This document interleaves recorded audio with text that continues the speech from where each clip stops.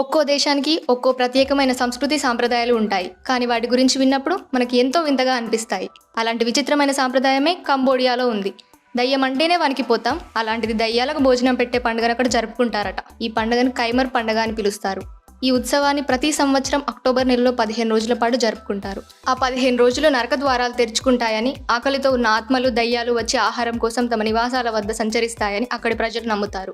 దయ్యాలు రాత్రి సమయంలో వస్తాయి కాబట్టి ప్రజలు రాత్రి సమయాల్లోనే వాటి కోసం వివిధ రకాల పిండి వంటలను తయారు చేసి పెడతారు. ఇలా చేస్తే ఆత్మలు సంతోషించి ఆశీర్వదిస్తాయట. అందువల్ల తమకు ఎలాంటి కీడు వాటిల్లకుండా సంతోషంగా జీవించగలుగుతామని విశ్వసిస్తారు. పైగా ఆ పండుగ చేసుకోవడం కోసం ప్రభుత్వం 2 రోజులు సెలవు కూడా ప్రకటిస్తుంది. సాధారణంగా పండుగలకు ఎక్కడైనా సెలవులు ఇస్తారు. దేవుళ్ళను మాత్రమే మొక్కుతారు. కానీ ఎవరి ఆచారాలు వారివి. కంబోడియాలో దయ్యాలను కూడా నమ్మడమే వారి ఆచారం. కాబట్టి వారి ఆచారాన్ని కూడా గౌరవించాల్సిందే. మరిన్ని ఇంట్రెస్టింగ్ అప్డేట్స్ కోసం subscribe news today and don't forget to download the news today app from the play store.